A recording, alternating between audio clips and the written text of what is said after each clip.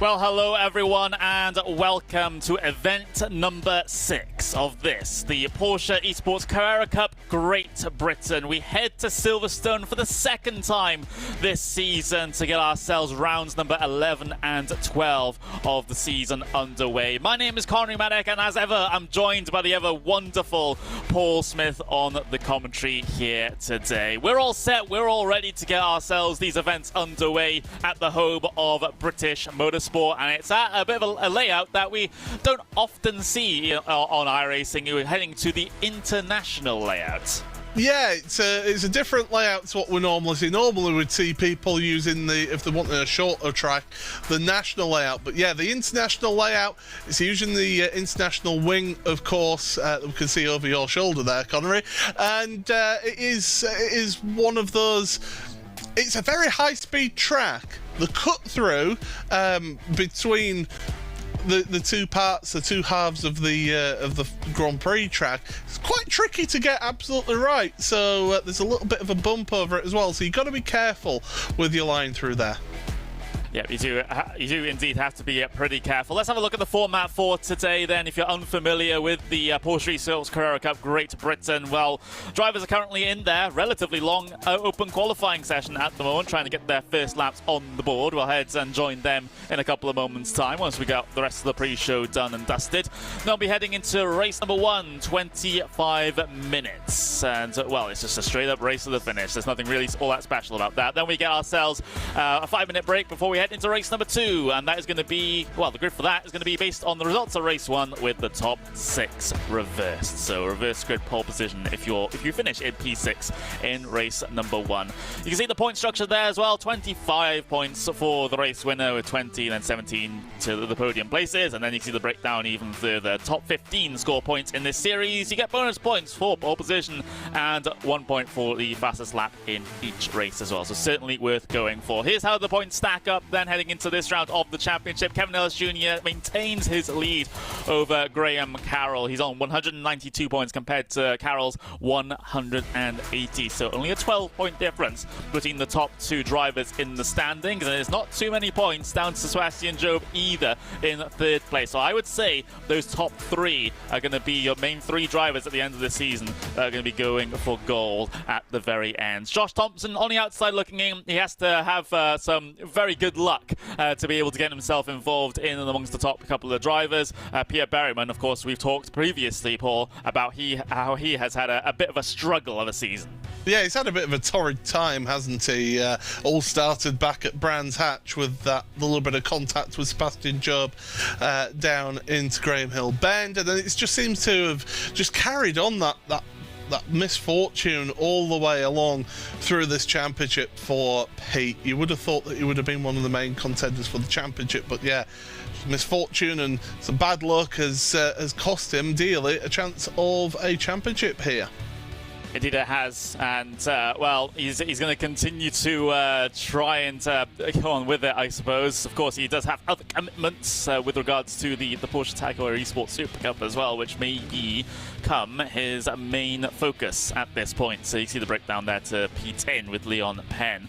But let's have a look then at the schedule for the rest of the season. We are deep in towards the second half now. This is the 3rd to last round. We get ourselves our penultimate round in about a week's time at Donington Park with race 13 and 14, and then we get our finale on the 8th of May at Brands Hatch, the GP circuit. That'll be our second time heading to Brands Hatch as well, as we headed to the Indy circuit for event number 2 of the championship. But we are here at Silverstone International Circuit, and well, I guess we'll just go straight into our wonderful track guide, this time produced by Ronald Grossman.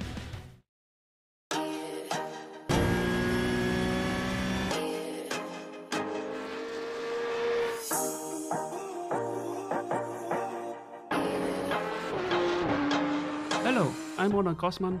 I'm the race director and one of the stewards for the Porsche Esports Carrera Cup Great Britain, and I'm here to bring you the track guide for the 6th round of the championship. For our second visit to Silverstone, we will be using the international layout.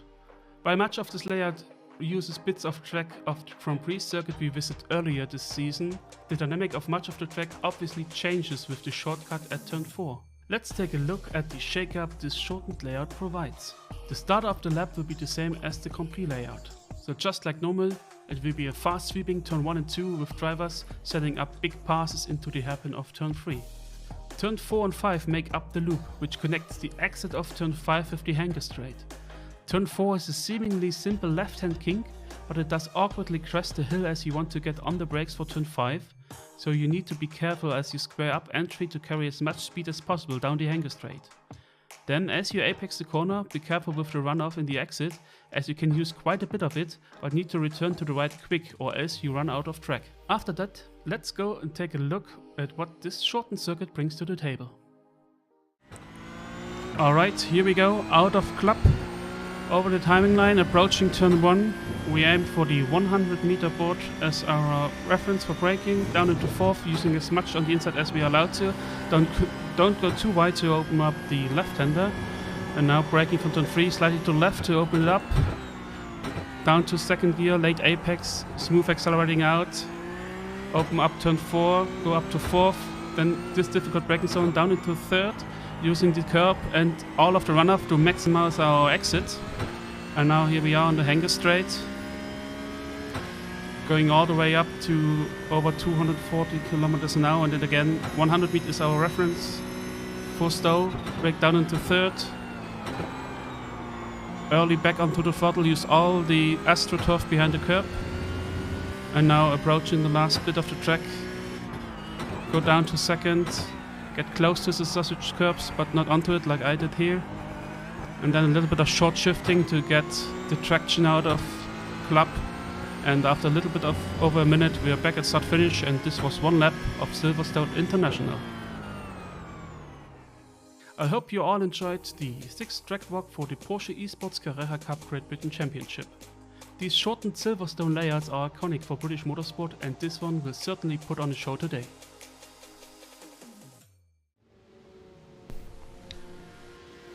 Well, thank you very much there, Ronald. It's a little bit different, a little bit of a different track guide this time around, Paul, given that Ronald is not a driver in this series, but in fact is the series administrator. So it's like say I was going to say Michael Massey trying to do an F1 track guide, but obviously he's not part of F1 anymore. In fact, that responsibility is being shared by a few other people now. But yeah, it's a bit of a different perspective than we're used to seeing.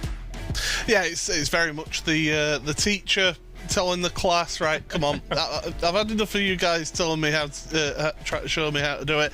This is how you do it, chaps. And there it goes. I think I should be having a go at that as well. But yeah, looking at this, then we're into qualifying. Ellis Jr. currently leading this one, but not by much at all, just a few hundredths of a second between himself and Sebastian Job.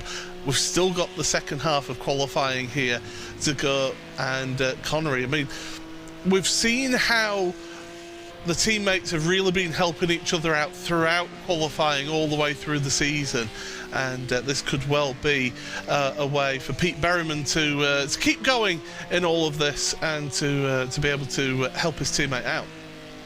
Yeah, that's the theme that we've been seeing over the course of the season. That's for sure, especially at circuits where the slipstream has a little bit more of an influence on the lap times compared to others. Of course, you do still maintain the entirety of the hanger straight here on this particular layout of the Silverstone circuit. So there might be ample opportunity to try and get a little bit of an advantage with your teammates coming down there. But these qualifying sessions have always been pretty close here, Paul. Like you said, Kevin Ellis Jr. only half a tenth a second ahead of Sebastian Job at the moment, and Carroll just 14 thousandths of a second off of Job's time. So there's still plenty of room for things to change by the time we get the rest of these 8 minutes of qualifying completed. Of course, once those 8 minutes expire, the drivers will not be able to complete their laps because we are in a heat racing session technically here in iRacing, so therefore they cannot complete their laps. We're live, by the way, of course, on RaceSpotTV and of course on the Porsche Twitch channel as well. Hello everyone. everyone just joining us, especially if you're joining us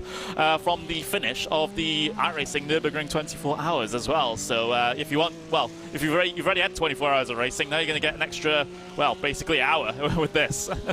Yeah, absolutely. It's going to be enthralling to watch as well. Interesting to note here, Graham Carroll has got a slipstream from the two Apex Racing teammates, as there's a car just getting out the way of them. So the two Red Bull drivers have got a slipstream from the two Apex drivers in front of them here. They've managed to work that one nicely. Will it improve things for them? You can see Carroll going through club. Out on the power once again. Careful not to run too far wide or you will invalidate your lap. Then across the line. Does not improve his time, unfortunately, but still, that target, Kevin Ellis Jr., 103.225, yet to be breached.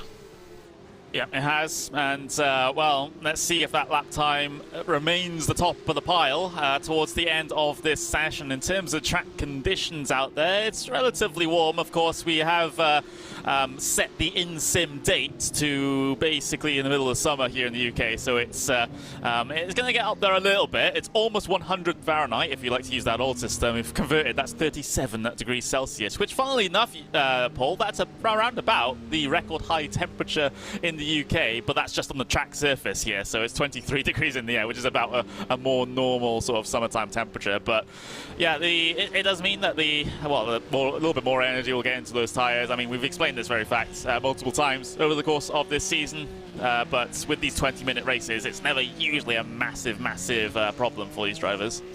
You can tell we've got an American producer on this broadcast using freedom units there, but yeah, no, you're absolutely right. The track temperature, it's not the hottest for these cars, so they will be able to cope with that to a degree. However, they will need to look after and bring those tyres in gently at the start of the race, and then they'll be able to lean on them for a lot longer during the race by doing that. If you attack the tyres too early, too hard, you end up putting a lot of excess heat into them, and it takes you a while to bring the tyre temperatures back down. So you're better off just bringing those tyres nicely into the working range that you can. As Will Chadwick, that we're on board with, goes across the line and does not move forward. And it's incredibly close in this field. I mean, first down to 16th, covered by just short of 9/10 of a second here, which is quite the split there. One thing worth of note is Josh Poulin is currently not in the session and does not look to be taking part in this one. Unfortunately, looks like a few technical issues for him. Yeah, it does seem to be the case, of course. Well, it said, well, Matt Emery, well, Matt is racing, Matt Emery, but there's maybe some technical difficulties. Apparently, he's out there and still qualifying, so maybe those technical issues have been somewhat resolved for Matt Emery, and he's able to get himself his qualifying continued.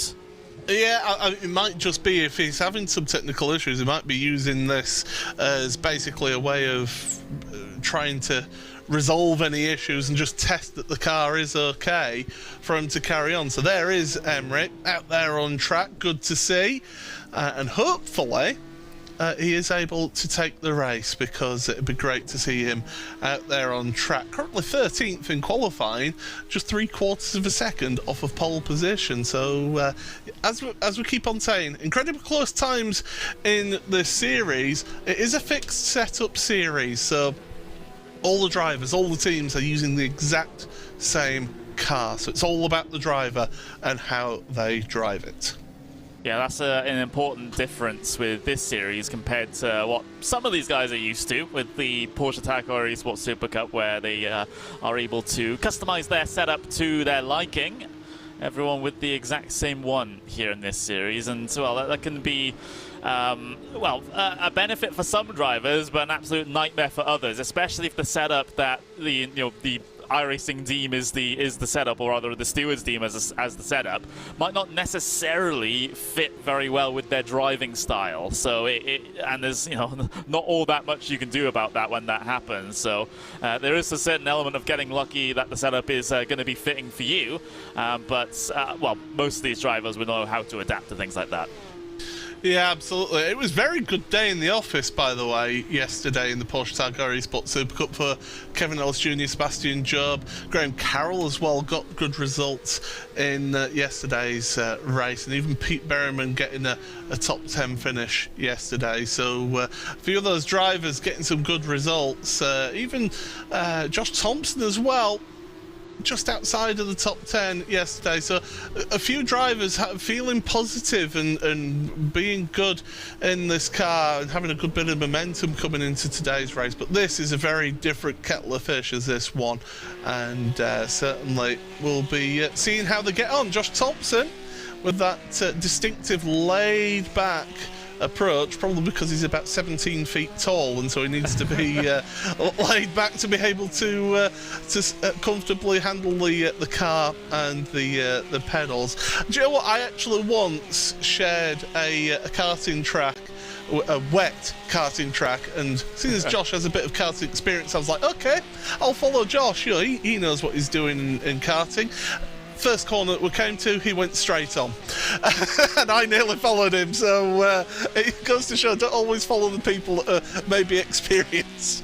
I remember we went to an event at the Nürburgring for sim racing, and then some of the drivers and me plus one of the other staff members that were there, I think it was Tobias, we went to the karting place at the Nürburgring, and I thought, okay, this is going to be awful for me because I'm going to be nowhere near the pace of these guys. I did end up causing the basically only yellow flag that we had, so that I have that accolade to my name. But yeah, these guys are super quick, not only in the sim, but some of them very quick at karting, very quick in real world cars as well.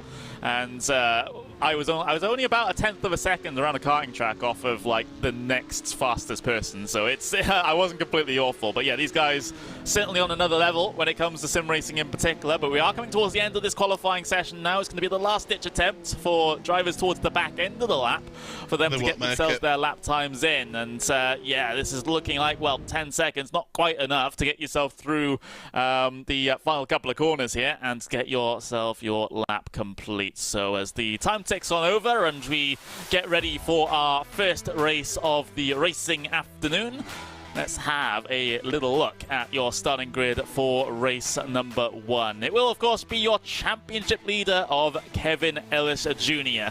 Taking pole position here in this one, with Graham Carroll occupying the front row as well. So it's the two championship contenders, or rather, basically all the championship contenders at the very front here. We've got Sebastian Job in P3. Peter Berryman, of course, maybe his task is to try and help Kevin as much as possible with regards to the championship situation with those two Red Bull Racing Esports cars behind him. Jack Sedgwick with a good qualifying. He's in 5th place for INX Racing, with Janie Moon, Team 75 by SimRC, in 6th place.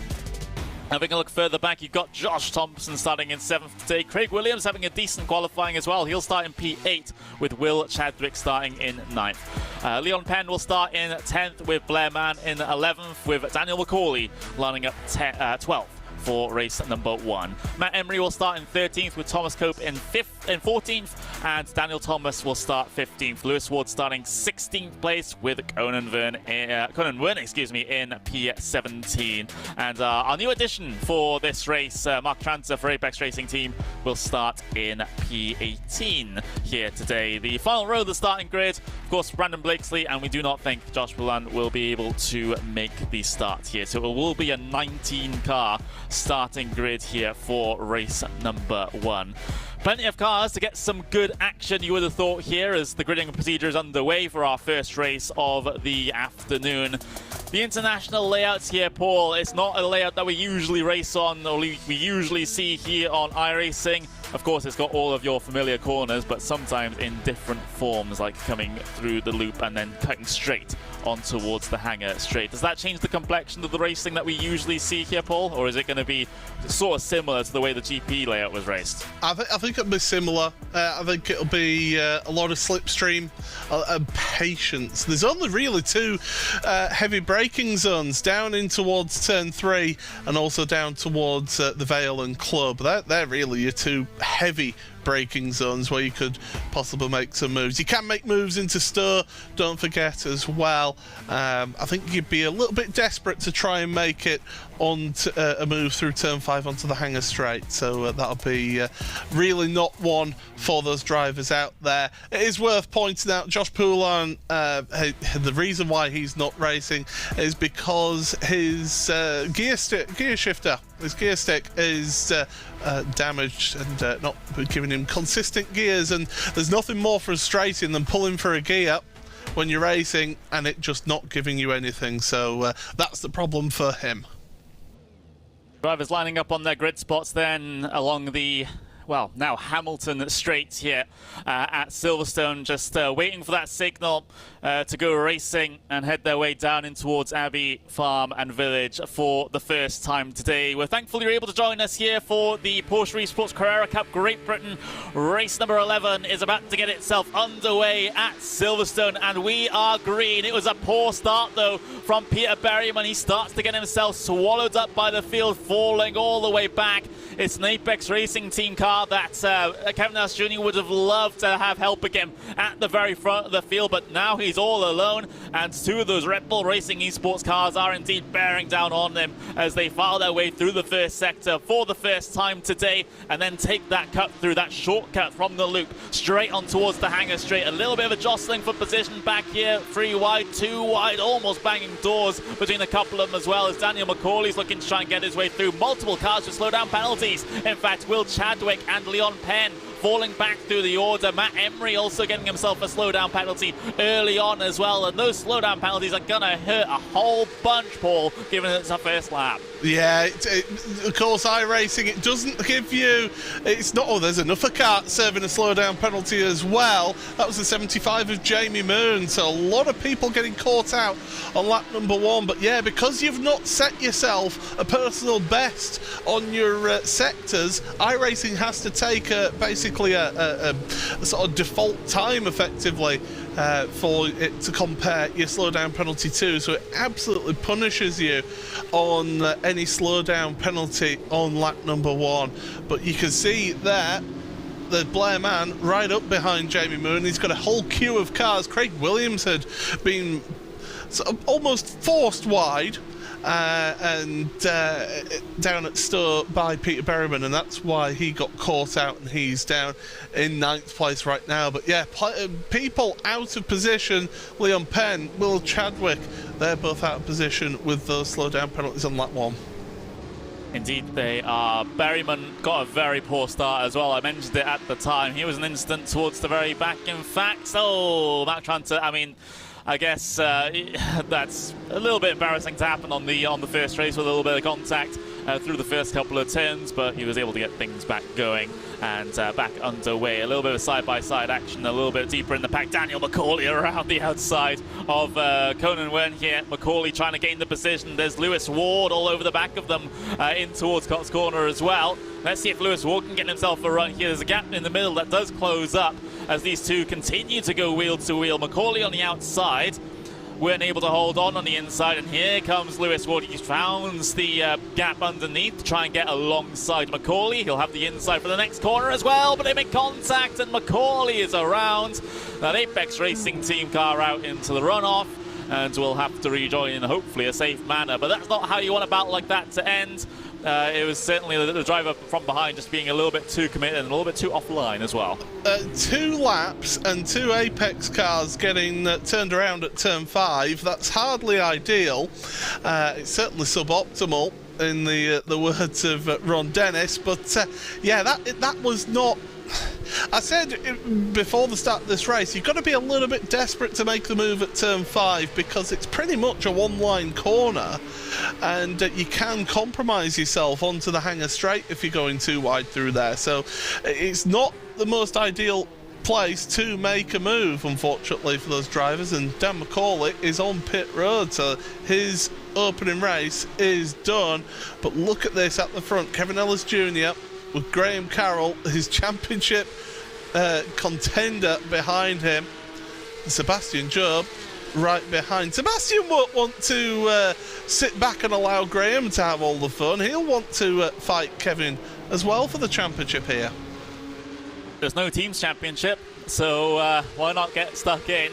Of course, it can cause a little bit of animosity between teammates when things like that happen. But they know the overall goal is, well, maybe not so much for them to win the championship. It's just to force Kevin Ellis Jr. to lose points to them, in a sense. So they could work together to get them to see what happens in this situation. Of course, Ellis Jr. Led from the front so far. He got himself up pole position and has not come under too much threat just yet. But it is championship leader in the race lead. It is championship P2 in P2 and it's championship P3 in P3 as well. So it's they're in order of their points at the moment, and well, hopefully with these remaining 20 minutes we might see ourselves a shake-up. You can already see that Kevin Ellis Jr. trying to brick the toe down the Hangar straight, although you do have to sometimes question how effective the weaving down the straight actually is. I've never actually seen it work. I mean, it just gives you little sort of half a second here and there of whether or not maybe getting the full effect of the slipstream, and it can just help a little bit, but it's more about just you're also letting that driver behind know that, yeah, I can see you there, but you're not coming past me. You're not coming past me without a fight, that's for sure. Good to see Pete Berryman. He's made that little bit of a recovery up to 6th place. He's battling with Josh Thompson. You can see in the background of that shot, and it's great to see Jack Sedgwick in 4th place. He's enough a driver in the series who's not had the best of luck, and finding himself in a good position so far. Yeah, he has, and not too far off the back of the two Red Bull Racing Esports cars. He is under risk of losing the slipstream a little bit here at this point. You're watching Peter Berryman lock onto the back of Josh Thompson at the moment. Remember, 6th place is also your reverse grid pole position for race number 2. So, well, Berryman's going to go for the move regardless. Doesn't want to go for a reverse grid pole position. He wants to go for the points in race number 1. Gets past Josh Thompson, slides up right in front of him. Is there a response from Thompson down in towards Vale? There is not. So that's the position gains there by Peter Berryman. He's up into P5.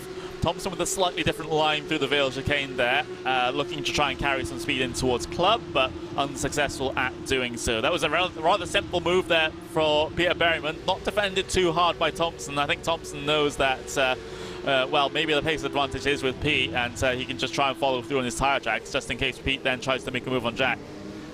Well, there's that, but I think Pete has got the hurry-up call from his team to say, look, we need you to help out at the front here. Forget about getting reverse grid pole position in this for the second race of the day. It's all about helping your teammate out at the front, become a nuisance for those Red Bull drivers who are battling it out with Kevin Ellis Jr. right now, and it's going to be calm for a while from these leaders. We've seen this time and again. It's not being calm is Matt Emery and Conan Wern battling away further down in your field. That's the race for 13th here in the mid-pack, and there's plenty of battling all the way through. Oh, nice move round the outside, and I think Conan Wern's going to have to try and respond around the outside of Club. It's not easy to do that, and Lewis Ward is going to want a piece of the action as well. Lewis Ward always trying to third party in on these, isn't he? Coming through Cop's corner, right into the right hand. That's not Cop's corner, of course, that is Abbey, as I'll get myself my bearings at some point. There's no Cop's corner on this layout, in fact, so there we go. We'll get that sorted out. I was thinking more about the national layout instead of the international layout. But there we go, Lewis Ward. Not quite able to get himself stuck in with regards to Matt Emery and Conan Wern, but he now has to be a little bit concerned about how close Leon Penn and Brendan Blakesley are getting to the back of him at the moment after that a bit of a failed attempt at an overtake just a couple of moments ago. Of course, it's always a bit of a trade-off here when you decide to go for a move, because if it's not successful, well, the guys behind you are just going to gain a whole bunch of time and they'll say thank you very much. don't forget that Leon Penn is a little bit out of position right now after that slowdown penalty on lap 1. So he's trying to have a bit of a recovery drive and get as far up the standings as possible. Will Chadwick, who was another one on lap 1 that had a slowdown penalty, he's in 12th place with Thomas Cope and Daniel Thomas. So he's trying to push forward as well. So the guys at the front, you're not missing anything. They're staying as they were. And in fact, Berryman has got ahead of Sedgwick, so he's made that move. Thompson is right on the tail of Jack now. Thompson's got to be careful because Jamie Moon, who we know has got pace here today, he's right behind him now.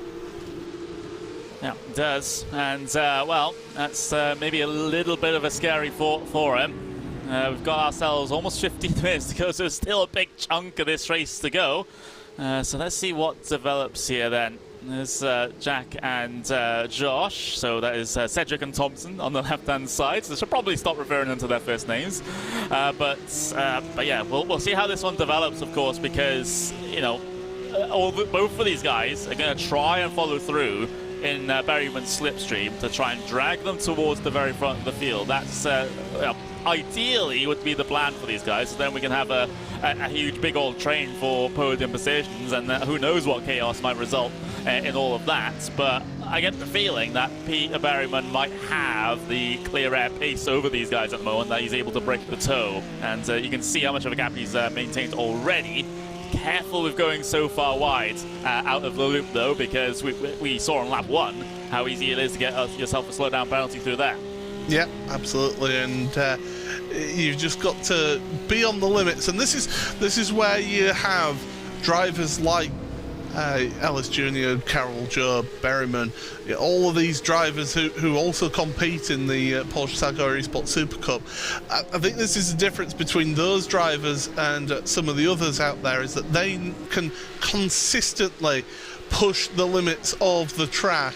And well, down the inside, Lewis Ward trying to make the move, not forthcoming though, and Leon Penn staying ahead for the time being in that particular race, down there in 14th and 15th place. But yeah, those drivers at the front there, they can just consistently hit their marks and hit their lines lap after lap after lap, whereas some of the other drivers, they'll be able to do it 95% of the time, and that's that difference, just that little edge that those World Championship drivers. Huge wealth of experience part of this series.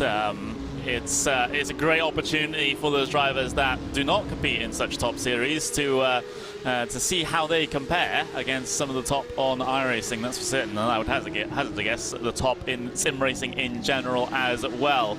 I don't think that's too controversial of a statement, but 13 minutes left to go here in this one. Here's the battle that's going on between Jack Sedgwick, Josh Thompson, and Jamie Moon. This is the battle for P5 out there on circuit, as they're slowly but steadily dropping off the back of Peter Berryman. So my conjecture about Peter Berryman being able to break away from these guys is turning out to be correct at the moment. Sedgwick, Thompson, Moon not able to maintain the slipstream, and well, now they're firmly out of it. They're going to be dropping even further back. So I think this possibly might be the signal now for someone like Thompson, who's in the middle of all of this, to start really applying the pressures to the back of Sedgwick, because they know Peter Berryman's gone now. Yeah, and Berryman was actually a 10.5 faster than Job on that last lap. As on our timing tower, I can see that Thompson, there we go, we can see it on screen now. Thompson's made it ahead of Sedgwick, so he's finally made that move. Sedgwick going very defensive on Jamie Moon, and of course 6th place, which is where Sedgwick is right now, that is our inverted pole position for the second race of this afternoon. So Sedgwick, he doesn't want Moon going past, he wants to hold on to that 6th place right now.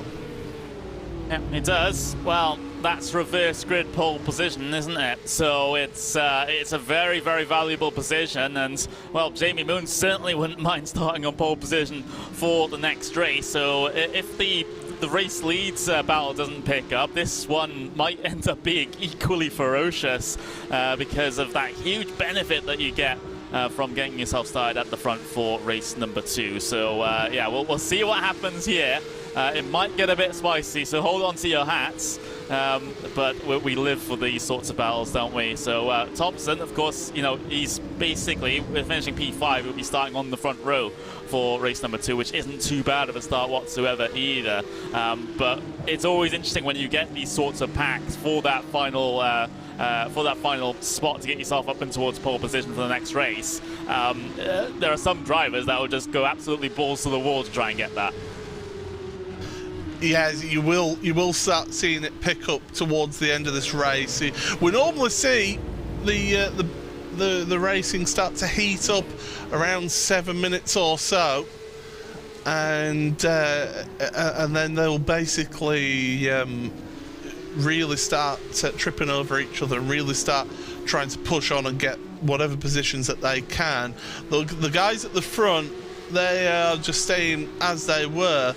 But Sebastian Job has caught up a little bit, I can see on the timing screen, to Graham Carroll. So obviously feeling the need that...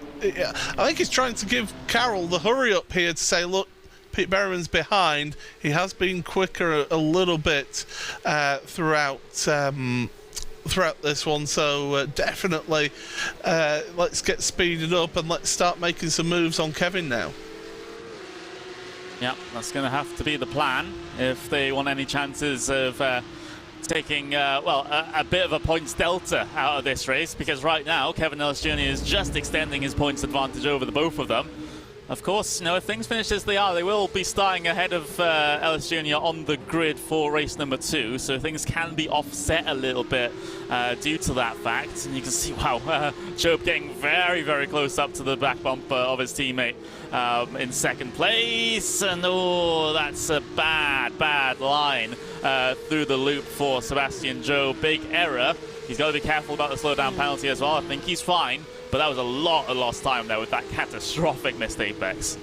Yeah, that was a huge error for him then. He was catching up to his teammate, Graham Carroll, but yeah, you've got it absolutely right. Just the car just didn't seem to want to turn into turn 5 there.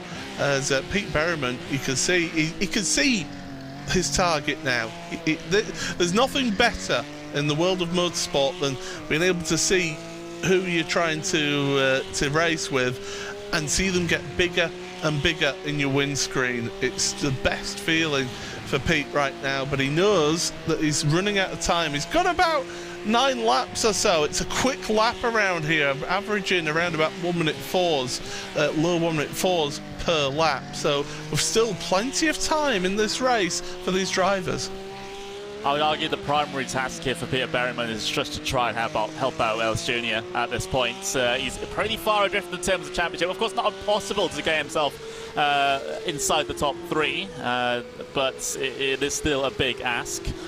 Still some rounds left of this season, of course. We're on when the third to last event, so you know, just a handful of races before we call the season complete. Things in terms of the championship at the very front, still relatively close in the grand scheme of things. 8 minutes left to go as these guys head their way through Vale for the 16th time. Yes, the lap times are pretty fast and frenetic here. We're not quite underneath the minute mark in terms of lap time, but close enough as they start another one. But Ellis Jr. now got himself about half a second advantage over those 2 Red Bull Racing Esports cars behind. So if he can eke that out a little bit further and a little bit further, well, Carroll and Job are at risk of just losing track of him, and the slipstream will be broken at that point. Peter Berriman last lap was the only driver to dip into the 1 minute 3s as well, so he's got the bit between his teeth. It's only about a 10th per lap though. He needs more than just a 10th per lap. And again, Sebastian Job has caught up to the gearbox and the, well, I say gearbox, the engine of the car in front of his teammate, and Graham Carroll just doesn't seem to quite be able to keep that pace up in that car.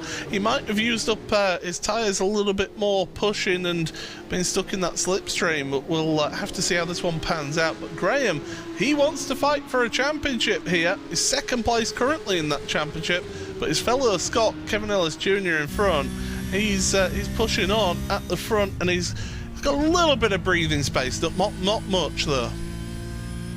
Yeah, and while all of this is going on, you still indeed have that situation for reverse grid pole position for next race. The battle in and around 6th place. So Thompson still in 5th for now, Cedric 6th, Moon in 7th. But Moon will be desperately wanting to try and get himself up into that 6th place to secure that reverse grid pole position for race number 2 today. So that's another storyline that we're looking at here, Paul. It's focus on the front all we want. There's also a significant battle going on back here as well. Certainly is, and these 3 drivers, they've been heated, they've been together. Their last laps, I can tell you, Josh Thompson last lap 104.361, Jack Sedgwick 104.360. So 1,000ths of a second between them, and then Jamie Moon was only 7 1,000ths of a second slower than Jack Sedgwick. So there's little to no difference between these 3 drivers, and as they come across the line to start another lap, again they're getting closer and closer together. It's going to be not long before one driver in this 3-car train decides that now's the time to go for it, and that one is Jamie Moon. You called it, Paul. Moon looking for the inside, becomes the slight outside for the left-hand kink there on the anchors again, in towards the cut through onto the hanger straight. Moon getting a very good run at that corner. In fact, he's going to sit all right behind Cedric all the way down in towards Stowe. Is there going to be an opportunity opened up on the inside though? It's there if you're brave, and Moon will edge his way towards the inside, does not commit on the brakes though, follows single file in the line all the way through. Again, another braking zone down in towards Vale, but not going to have that opportunity. So that was the first shot in terms of this battle inside these final 5 minutes. Cedric holding on to reverse grip pole position for now, but always under threat as we get ourselves our driver cockpit cam on board here, and to see the driver's driver's point of view of this entire battle. Yeah, it's always a great view here to see what the driver will be seeing out there onto the brakes hard, getting it slowed down for turn number 3. Through that boy, clip that curb. That's not the best line to take through 4. It's compromised a little bit through 5. That's going to mean that he's slower all the way down the hanger straight there. Just see how that turn number 4 doesn't seem to be much of a corner, but you get it wrong and it just ruins your run down the hanger straight. Yeah, it completely butchers it. And remember, that is one of your primary overtaking points or opportunities at this circuit as well. So if you can't maximise that run, then you're going to find it pretty hard to try and get yourself, well, a pass done, or in the case of you defending, actually get a good defence going. So it's a portion of the circuit that you absolutely have to get pitch perfect every single time, lest you have big trouble while trying to race around here. We are getting in towards the dying moments of the race though. It's, still an unanswered question with regards to who's going to be reverse grid pole position sitter at the moment. Currently it is Cedric, but I don't know, maybe we'll see if Moon has any surprises here at the end of this event, or rather at the end of this race. Remember, we still have one more race to go here at the Silverstone International Layouts. Look at this run that Cedric got off Josh Thompson though. Cedric might be tempted to go for P5 here instead. It's a little bit worse in terms of reverse grid, but it's better in terms of points in race number 1. Cedric sends it down the inside. Thompson now in the reverse grid pole position slot as Moon is trying to snatch that away from him on the exit of Stowe corner. Unsuccessful this time. So Cedric actually prioritising the points here in race 1 over getting that reverse grid pole position. He still currently starts front row for that second race though. Yeah, that's it. You know, getting the front row start is not a bad thing at all for Jack, and you also get a couple more juicy points for the championship through the right-hander at Abbey then, and all of a sudden Josh Thompson, he's looking behind right now. Jamie Moon is looking busy here. He looks like he's wanting to race Josh for that position. And, well, down the hanger straight. Look at this then. Second place, Carroll feeling the need to go a little bit defensive on Sebastian Job there. Now that is interesting. Seems to be no team orders between the two of them. Seems like they're free to fight for the moment. Remember, this is just a Drivers' Championship. There's nothing to do with teams with regards to points or prizes at the end of this season. So, yeah, the drivers should and, well, seemingly are free to fight amongst themselves if they feel that Kevin Ellis Jr. is just that little bit too quick to be challenging at the end of this event. So this has changed the context of everything a little bit here. Ellis Jr. now kind of a little bit freer to try and push on and try and run away if Carroll and Job are going to occupy themselves with a battle for P2. And remember, as always, Peter Berryman's bearing down in this one in 4th place as well. He's been gaining bit by bit per lap, like you mentioned. It's not quite enough to be a big challenger at the end of this one, unless Carroll and Job decide to slow each other up with a side-by-side battle. But we're coming up to 1 lap to go here, Paul, and, well, P2 undecided, and, of course, reverse grid pole position undecided as well still.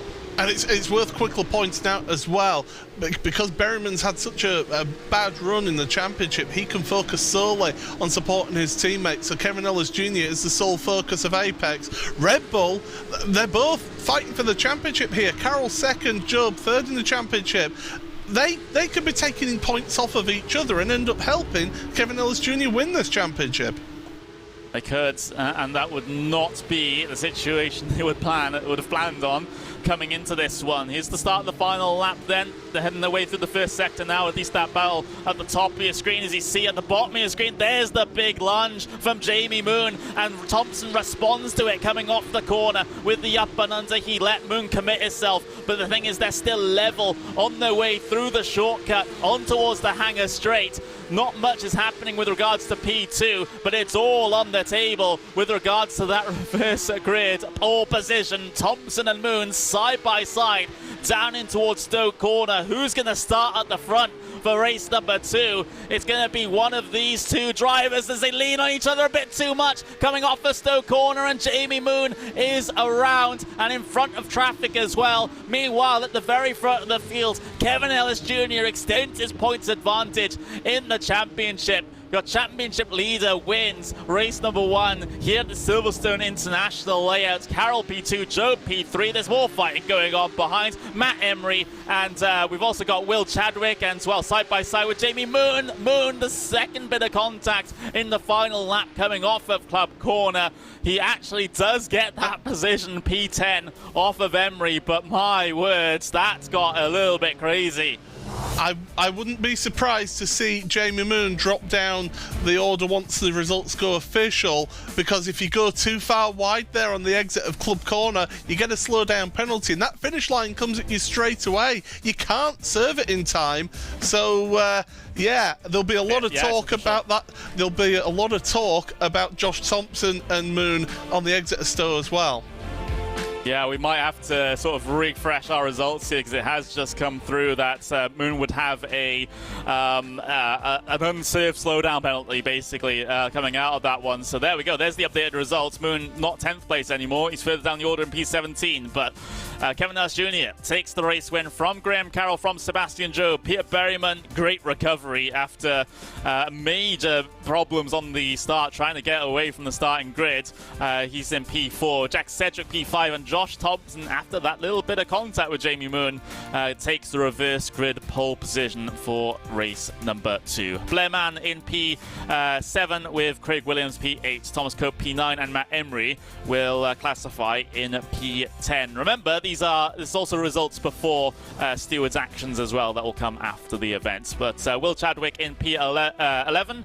We've got P12 going to Leon Penn. Daniel Thomas P13. Brandon Blakesley starts 14th with Mark Chancer in his first race of the season in P15. Lewis Ward, Jamie Moon, Conan Wern, Daniel McCauley, and of course we didn't see Josh Poulin. He was did not start here, so we had 19 cars classified, but of course McCauley called it quits early on, and Conan Wern similarly so as well. We've got ourselves a little bit of a break here for just a handful of minutes before we get ourselves into race number 2 here, Paul. And, well, that did become a little bit chaotic at the very end. Of course, stewards will be, as ever, looking at things after the event here. They don't tend to take actions during it. But, you know, I think they'll have a lot to look at after that race, to be completely fair, especially out of lap number 1 and, of course, the incident that we saw at the very end on the exit of Stowe corner between those two trying to fight it out for reverse grip pole position. It's difficult, is that one, though. When you're going side by side through a corner like Stowe, it is so difficult to be able to run so closely together like those two were. They were not giving each other an inch between them, so a little bit of leaning, and unfortunately Jamie Moon is the innocent party, and the problem is Jamie then ended up coming out right into that Matt Emery battle, and he's found himself on the outside line, and that is the worst place to be in through club corner. Ends up getting forced wide, gets himself a slowdown penalty, and drops all the way down to be the last of the runners in the results. So yeah, there'll be a lot of talk about that in the virtual paddock on Discord, and I'm sure they will be looked at by the stewards. I think it's safe to say. Let's have a look at, well, a couple of highlights from that race number 1. Of course, it was Kevin Ellis Jr. ending up coming across the line to win that one in the end, but of course it was drama since basically the start here, as we'll get that lined up properly. But again, the main point in the start was, one, the amount of slowdown penalties that we saw for drivers up and down the field, Paul, through the first sector, and of course that sluggish getaway from Peter Berryman that he had to try and recover from through the rest of the race. Yeah, absolutely. That was the key moment at the start, was Berryman.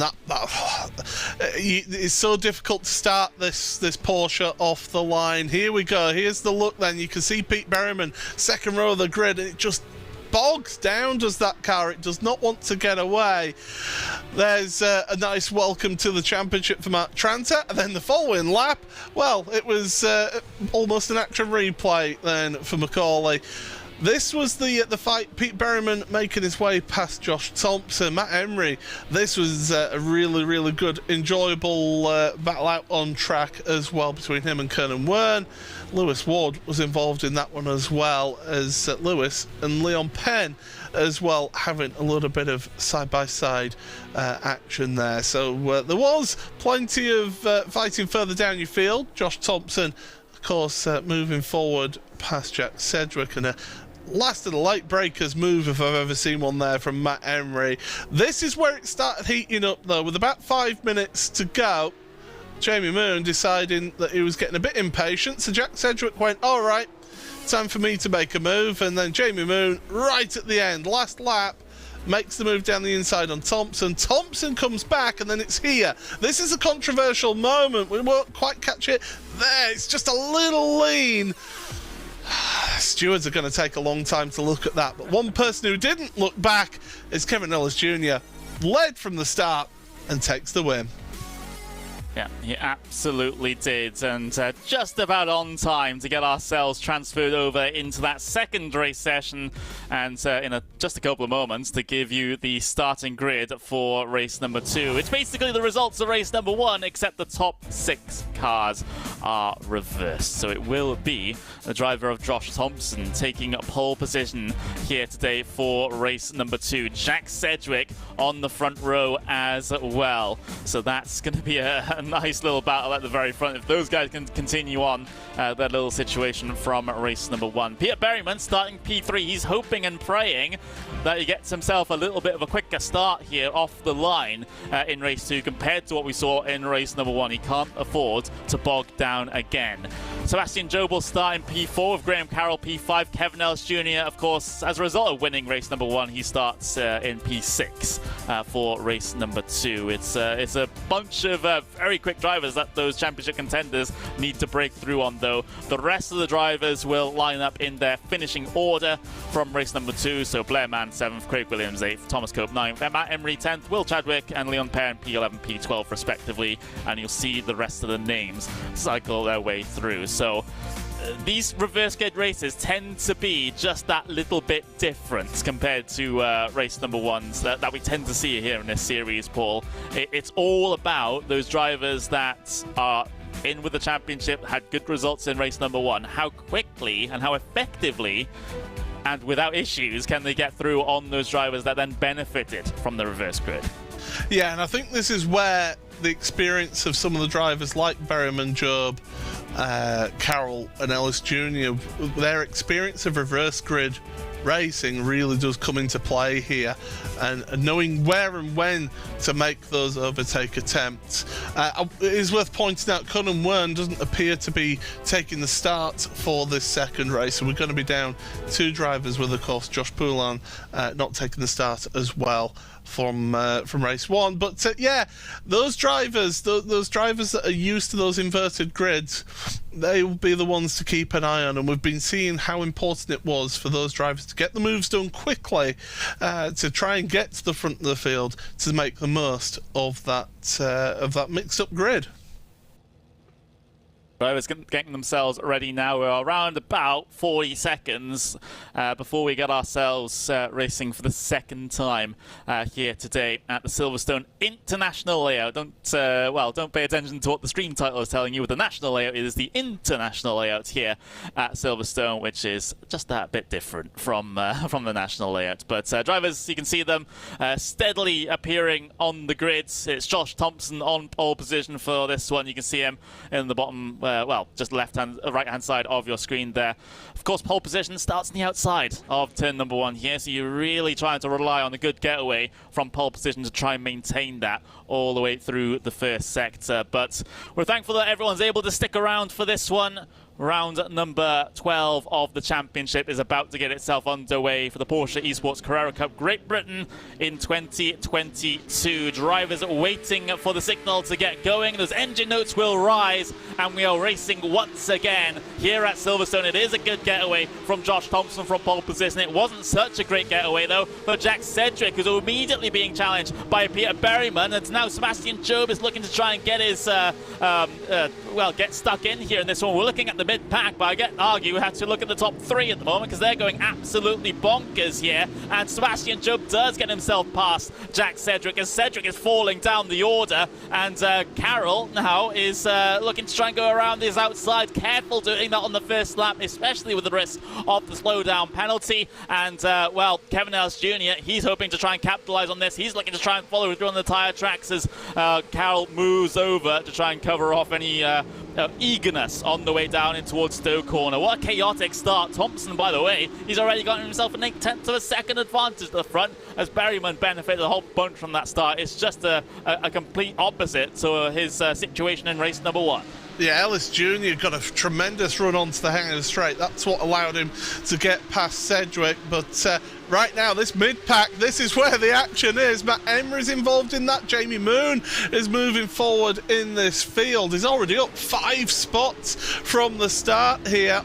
Obviously not happy with how things panned out in race number 1. We've got a slowdown penalty for Blair Mann, but meanwhile they're carrying on. That's the last of the late breakers move there from Jamie Moon down the inside of 3, but he's not got the alongside for going into 5.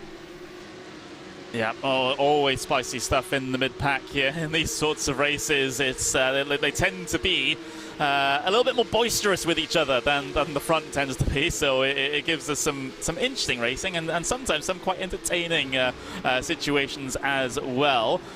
It was a much more clean first lap, I think, from pretty much everyone. I think everyone kind of got themselves spooked a little bit by the amount of slowdown penalties through the first sector in the first race here today, that they were just a little bit more careful when negotiating it here for the second event. So they've learned a little bit. But you have to. You have to learn and adapt is the name of the game here. And they come through once again. Brendan Blakesley is the other one who's had a little bit of an issue out there, has dropped back off of the field. Everybody else just seems to be in one long queue of cars. Now, we saw in race 1, Pete Berryman made a move on Josh Thompson, was able to pull away from him. Well, he's now caught up to the back of Josh, your race leader. I would imagine that Josh, he'll put a little bit of a resistance up, but I don't think it'll be a do-all, end-all sort of resistance here early on in the race. No, I don't think so. It would be 22 minutes of Thompson trying to make that the widest Porsche in existence, and well, there's only so much you can hold off. His fellow World Championship drivers, shall we say. Peter Berryman has been very, very quick here today. Didn't quite get the the pole position, the qualifying effort, but however, in race pace, it seems like Peter Berryman has been especially quick here today. This is similarly so to Kevin Ellis Jr., who was able to run away a little bit at the very front of the field. There was a slight look to the inside there for Peter Berryman. It's always a tough situation in these ones when you have that slower traffic ahead of you. You have to try and pick your moments, pick the right time, and hope that no one else behind can also capitalize on it. And, well, you're hoping you also don't get yourself involved in an incident unnecessarily as well. So how does Josh Thompson defend this one? He defends firmly towards the inside. Oh! There's the tag to the back bumper. Berryman was not appreciative of the move towards the inside and sends Josh out into the gravel. Oh, it is the duty of the car behind to make that overtake safely, and I think Pete might be in a little bit of trouble here, because afterwards the stewards will have a look at that one. I have a funny feeling that Pete, unless Josh has moved across very, very late in that action, I think Pete could be in a whole world of trouble. Let's have a look then from on board. We're on the roof of Pete Berryman's car. Josh, he's defending early, but there's just a gap there, but the gap it's not quite there, and there's the touch. Pete, I think you're going to be in a world of trouble with the stewards after this event, with that one, I'm afraid, because generally speaking, when it comes to stewards, front to rear contact is always in the fault of the rear participant. Yeah, it was aggressive, don't get me wrong, from Thompson. However, he has his right to just sort of steadily drift on over to that right-hand side. It wasn't a change of direction to try and block the lane. He was pretty much from the middle of the straight, always drifting over to that right-hand side. So therefore, Peter Berryman was always going for a closing gap in that situation. We had another situation here with Thomas Cope, and another front to rear contact, unfortunately. Chadwick getting into the back of Cope there, so that might even be another penalty there. But yeah, Thompson was absolutely entitled to just steadily drift to the right-hand side of the circuit. It wasn't a change of direction due to something that was happening behind him, and Berryman just got squeezed in the closing gap. And Kevin Ellis Jr. getting very, very aggressive here with Graham Carroll in the early going. We're only 6 minutes into this race, folks. You know, you'd imagine that this is towards the end of the race, but right now, Kevin, he knows that this is important. He needs to get ahead of Graham Carroll if he wants to pull out a gap in the championship, or to make the most of any gap that he can pull out in the championship here. So he does want to get ahead of Graham, but these two, they have a really good respect and trust with each other. They know that both each other, they know that they're aggressive, but they're fair with it out there on track. We've seen that plenty of times this season so far. So Ellis Jr. and Graham Carroll, it's the two Scotsmen at the head of the championship, and they're currently 3rd and 4th.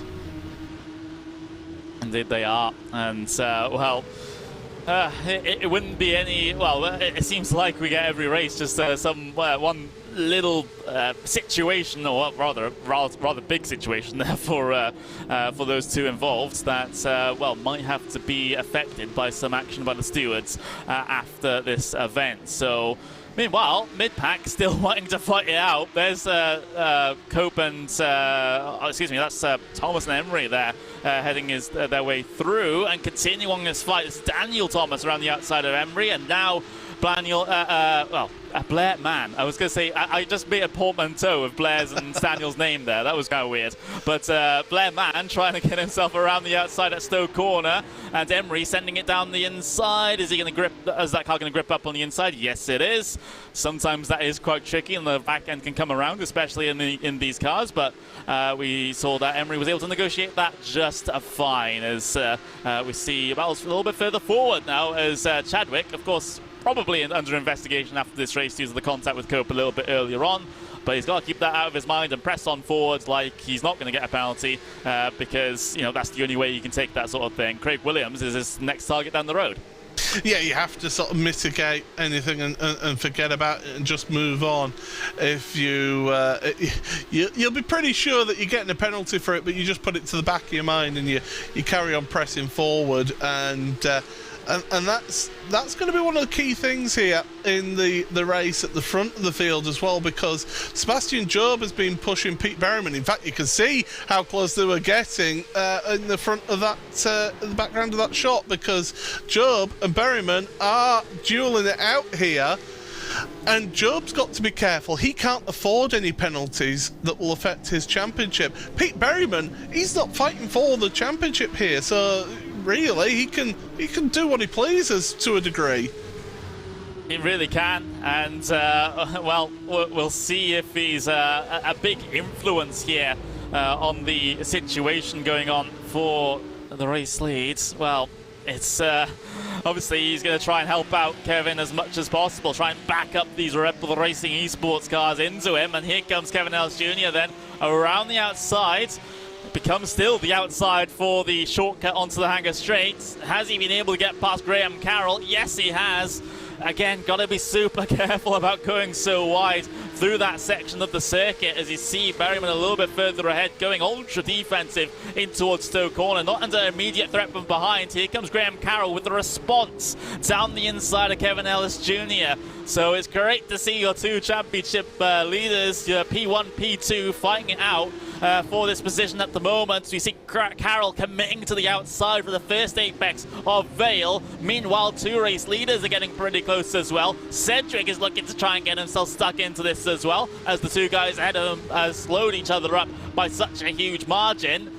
We've got a race on, and from multiple different positions. I have to say, that was a sensational move by Kevin Ellis Jr. Hang it out around the outside of turn 3, and then again around the outside of turn 5, because at turn 5 onto the Hangar Straight, you know that if you've got that wide line, you can carry the speed out of there. You can really get on the power nice and early and carry the speed all the way down the Hangar Straight. So it was a lovely move by Kevin Ellis Jr. But Graham Carroll, you can guarantee that he will not give this one up without a fight, that is for sure.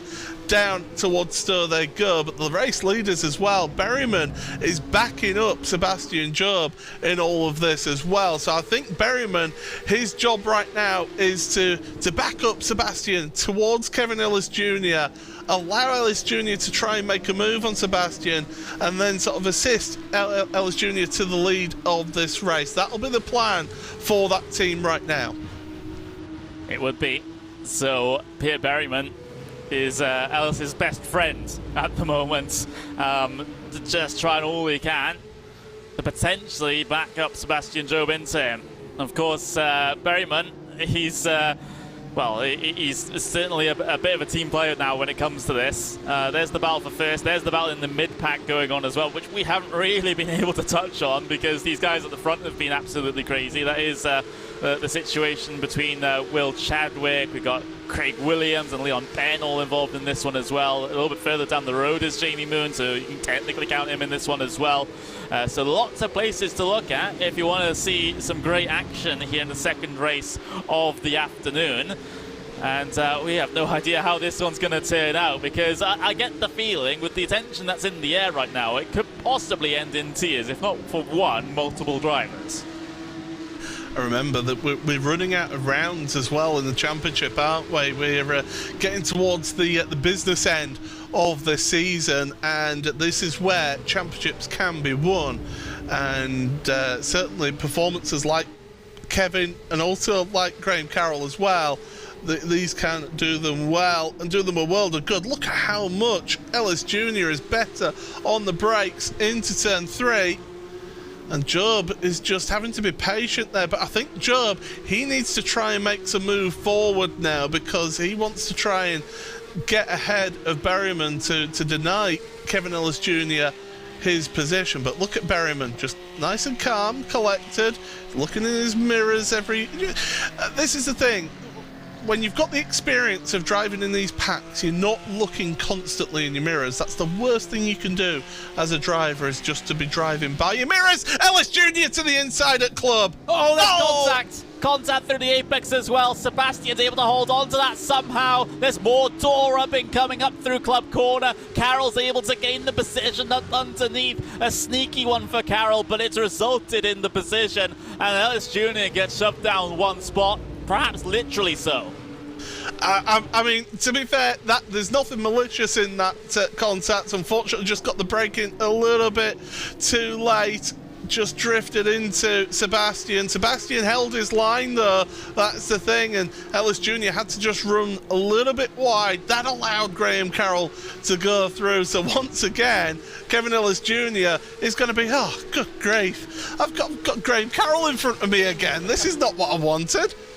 Yeah, it's slightly more of a point swing with regards to championship. It was, you know, despite that bit of contact, though, I am amazed that Sebastian Job was able to save that car and not spin all of the way around, because it is so easy once you get the back end out in these cars for that, you know, all that weight at the back. Remember, the rear-engined cars, there's a whole bunch of weight back there. Once it steps out of line, it's very, very tricky to bring back around. But somehow Job was able to keep that car pointed in the right direction and maintained P2. And, well, Ellis Jr. getting the short end of the stick in all of that incident. Now back behind two Red Bull Racing Esports cars. He's going to get the run on Graham here in towards the right-hander of Village, but can't quite get anything done through there. The thing is that Graham now, he knows from the first time that Kevin Ellis Jr. got past, he knows that that is a threat around the outside. So the problem is Graham could get into the mentality of defending that move from the outside and actually open the door to Kevin Ellis Jr. to go on the inside. That's the joy of that corner. You've got multiple lines through there that you can attack, so it's difficult to defend through turn 3. But Graham Carroll, as Ellis Jr. again, is looking really good on the brakes, is Kevin, and certainly feels very confident in his car. Yeah, well, we'll see if that pays dividends later on, because if you have that braking performance into Vale, for example, you can go and send it down the inside. The favoured move as well is on the brakes into Village with that wide, inviting, open corner entry. But we have seen drivers respond with the cutback through there once the driver on the inside is overcommitted to it somewhat. So it's not a done move whatsoever, even if you're able to get the overlap down into there. Remember, we've got ourselves our sort of third party into this one as well. Cedric is there ready and waiting, so if this ends in tears down the road, we might see Cedric potentially getting himself onto the podium. He currently resides in P5, started second, of course, thanks to the reverse grid situation coming into this second race of the afternoon, but he's keeping with it, and he's there ready to pick up the pieces should it all go wrong, and there's certainly the potential for it here. Previously, of course, these guys have been very respectful in their racecraft. We've had some amazing side-by-side battles, not only over the course of this season, but of course over the previous season as well. So I don't expect it to end in tears, but it's, well, the bits of contact have been made already, that's all I'm saying. Worth pointing out, look in the background of that shot behind Jack Sedgwick, Jamie Moon has gained 11 places in this race, started down the order in 17th, and he's been gaining on this battle in front. You know, he's really been pushing hard, and he's certainly having a good second race out there. Managed to get past Will Chadwick, and he's charging down. He's wanting to get involved in these shenanigans in front. He's had the pace, has Jamie. Certainly had a good qualifying session, but unfortunately those little incidents on the last lap cost him dearly, and it's what might have been for Jamie. But certainly he's on an absolute charge, but with 8 minutes remaining, it might be just a little bit too little too late. Could be. Well, we'll keep a half an eye on his progress. It's quite difficult though, due to the situation towards the very front of the field. Berryman has you know, being able to get away just that little bit for the race leads, almost about a second back to Sebastian Job now. We know Peter Berryman's race pace has been pretty good. It's just that we didn't quite get to, quite get the results from it in race number 1 because of that poor start. But he was able to work his way back up through the field into a very respectable P4, which just happens to be where he started in that first race. But you can see now that Kevin Ellis Jr. getting himself a good run down the hanger straight now, forcing Carroll to go slightly defensive. Carroll returns to the normal racing line, Ellis, of course, a little bit eager on the brakes. That seems to be the trend in this event. Following very closely towards the exit of Stowe Corner, commits to the outside, almost a slight overlap. There was a potential gap there, just about a car's width. But, well, Carroll is able to keep himself ahead for now, and they're losing more time to Job down the road. Yeah, they certainly are, by constantly trying to make moves. Is Kevin, it's slowing each other down, as you point out. I'll tell you what, Vale into Club is a very interesting one, because if you can actually keep your car alongside around the outside of the Vale into the right-hander at Club, you've got the line then, you've got the inside line for Club Corner. So Kevin can certainly try and make the move around the outside through the left before then getting into the right at Club. That'll be something to keep an eye on. But we've got about 6.5 laps remaining in this race. This has just been absolutely tremendous stuff once again from this Porsche Esports Carrera Cup Great Britain. It has been. We've had so many races well, we've had this huge respectful fighting in. And, well, these guys certainly know how to race up against each other. Ellis Jr., well, he'll have at least one more attempt at this before the end of this race, at least.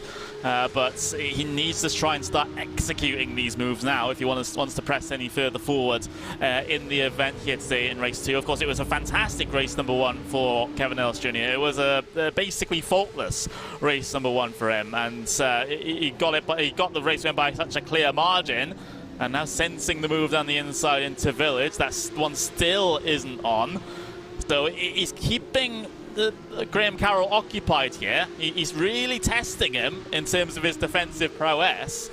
However, Ellis Jr. hasn't had that absolutely clear-cut opportunity, that clear-cut overlap to try and get himself up into the podium spots again. And the thing is, he doesn't necessarily have to make a desperate move here, because even though he is behind Graham Carroll here in this second race of the day, because he won the first race and Graham Carroll finished second, he's actually going to gain. He's going to have a net gain of points, is Kevin. Of course, pole position, don't forget, in race 1 for Kevin Ellis Jr. So he's going to have that net gain of points over Graham. So yes, you want to get past and make that an even bigger gain in the points, but it's not the end of the world if he is just behind him at the end of the race. And listen, you do have to, well, think about the big picture here. It's tough to do so in the middle of a battle such as this one, though. Sometimes you get preoccupied with the task at hand and don't think about that big picture. I always say this, Paul, when things like podiums or race leads are up for grabs, things kind of go out the window at that point if you're more of an instinctual driver rather than a well thought out and measured one. But 4 minutes left to go here in this race as they're heading their way through Stowe once again. Ellis Jr. not as close this time around as he has been on previous laps. He is starting to run out of time to get this done, though. So much better on the brakes through Vale, though. It's amazing how much he's able to close up there. That's not just a visual trick with the with the usual closing up on the brakes that we see between drivers. That is actual time gained by Kevin Ellis Jr. it seems. But again, he hasn't been able to deploy it to its most effective means because he hasn't been close enough just yet to try and get that pass done. Yeah, it's because the margins are so tight between these drivers that you do have to do something a little bit out of the ordinary, or pull off or set up a move about 2-3 laps ahead. You normally would say about 2 or 3 corners ahead that you set up a move. In this, you're talking laps ahead. You're having to outthink your other drivers. It is, and I've said this previously, it is chess at very high speed, and right now, currently, Graham Carroll and Kevin Ellis Jr., it's checkmate at the moment because they can't yet get a one over the other, but Ellis Jr. again into Club. It's looking very, very aggressive, but time is against him now. By the way, while we're talking about this one, the gap between P1 P2 has come down just a little bit since when we last saw it. So Job is continuing to try and press on. He knows how crucial even the smallest amount of points are here in this series, with the championship as relatively close as it is. So getting past Berryman here for Sebastian Job will certainly help him out with regards to the championship situation. Of course, he's third in points at the moment, at least coming into this event. Unsure of how the points stack up right now, as we do not have the live points in effect. But he's on the onboard with Sebastian Job, and, well, Peter Berryman, he's right there, less than half a second now for the race win. Oh, this is going to get a bit spicy, everybody. We've seen how aggressive Peter can be, and certainly Sebastian Job, he's not one to take a step back and coming forward. That is for sure. And Sebastian now, he can't afford to get involved in any incident. He can't afford to get involved in any shenanigans. And of course, don't forget that these two have had comings together throughout this season. Brands Hatch Indy at Graham Hill Bend, the incident at Snetterton as well between these two. So Peter will have that in the back of his mind, and he'll be determined to stay ahead of Sebastian Job. Absolutely. Yeah, we're on the second to last lap here. We will get one more by the time we're done here today. Peter Berryman maintains the race lead for now over Sebastian Job.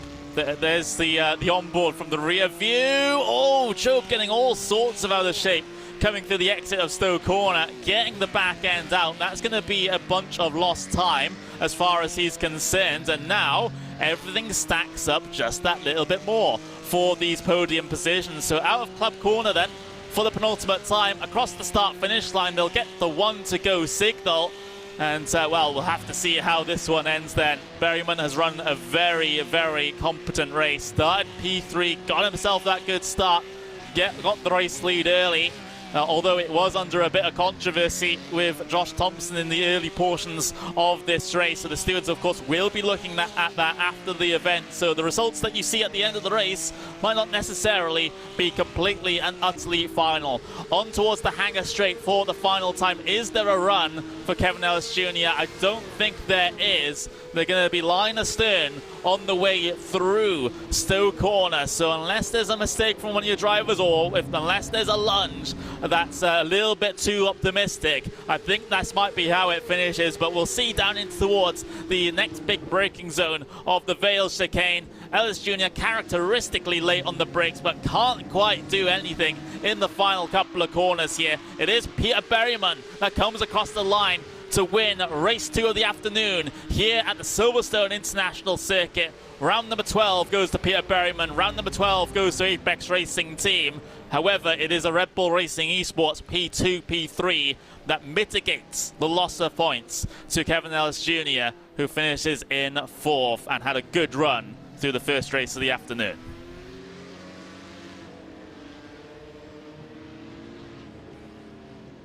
Well, it did. Well, that situation there towards the end, Paul, it wasn't the grandstand finish that we hoped for. However, we can read a lot into this one. We can see the unofficial race results on the board. We can see, well, we will end up seeing probably a couple of changes once the stewards have gone over the protests and the penalties and some such. But at the end of the event, as they came across the line, it was Peter Berryman taking the race win from Sebastian Job, from Graham Carroll, then Kevin Ellis Jr. P4, Jack Sedgwick P5, Jamie Moon P6, Will Chadwick P7, Leon Penn P8. Craig Williams finishes in 9th place with Matt Emery in that final top 10 spots. Then the second half of the field, we've got Daniel Thomas, Lewis Ward, Blair Mann, Josh Thompson, of course. What could have been here today, he did get himself involved in an incident at the front of the field, down in towards Stowe Corner. Peter Berryman running into the back of him, sending him wide out into the gravel. He does come across the line P14, Thomas Cope P15, Brandon Blakesley P16, Mark Tranter in P17, Daniel McCauley P18, and Kernan Wern and Josh Poulan did not start. So all the cars that started this race, all 18 of them, actually got themselves to the finish and on the leading lap as well, Paul. Yeah, it certainly did. And Ronald Grossman that we saw in the lap guide, just reminding the drivers about the deadline for any protest that they wish to post. So I think the stewards team are going to be getting the percolator out and getting some coffee on, because that might be a late evening for that one. But let's have a look at some of the highlights of what happened in that race. And yeah, there was a few moments that we'll look at and say, oh, this is going to be a bit tricky for the stewards. This being one of them, that controversial move. It's fine lines, it's fine margins, and again, another one there with Will Chadwick making contact with Thomas Cope. These two, though, of Daniel Thomas and Matt Emery, they were fighting away, and then that lovely move around the outside, set up in turn 3.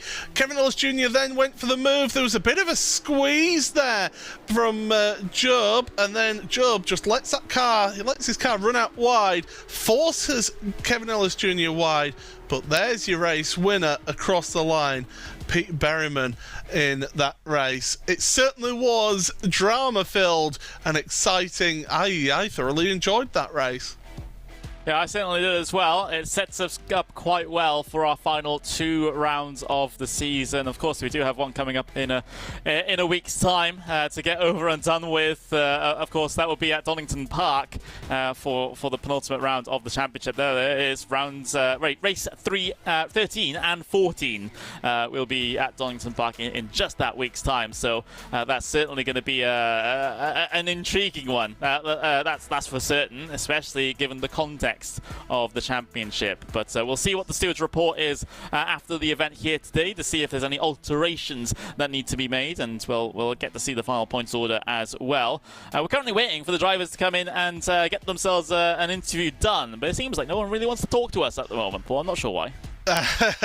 Mainly because the pressure is really on for these drivers. You know, this is starting to get really intense, and it is an intense week because they've got 1 week to prepare themselves for the next round, the penultimate round of the championship at Donington Park. That's not an easy place to overtake at, as Donington Park. So qualifying is going to be so crucial in this one, and definitely one that you will not want to miss in a week's time. What a way to spend your Easter Sunday, isn't it, with us here on RaceSpotTV and the Porsche Twitch. Yeah, I wouldn't want to be anywhere else than commentating on these guys, because they give us so much fun, so much entertainment, pretty much through every single one of these races, and it potentially might get itself a little bit crazier as the championship draws nearer, with drivers at the top of the championship being relatively close. But in terms of wrapping up here, Paul, I mean, what we're going to take now in towards Donington Park, you know, how has the championship context changed here? Because Kevin Ellis Jr. having a solid event, shall we say. Of course, that race 2 could have gone a little bit better, and the Red Bull Racing Esports guys were able to equalize somewhat. But I get the feeling, at least if you ask me, Red Bull Racing Esports, both Sebastian Job and Graham Carroll, need a fantastic result at Donington Park to then set their stage for the championship at the very final round of the season. If Ellis Jr. is able to even get a decent result here today, then he has one hand on that trophy.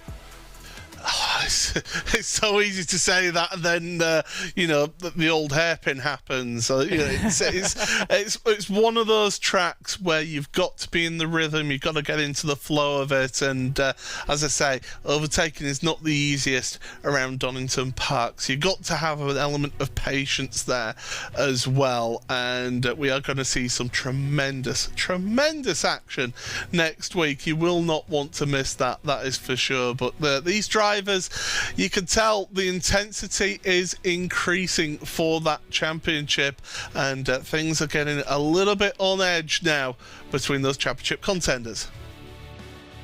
Well, that's the rounds at Silverstone International Circuit completely done with. We've got rounds 11 and 12 in the books, but of course it's only a short wait before you get to see more Porsche Esports Carrera Cup Great Britain action on your screens. Wherever you're watching, PC, tablet, phone, I don't care, but you want to be around for next week. Same time, same place, where we head to Donington Park for the penultimate round of the season. See you there.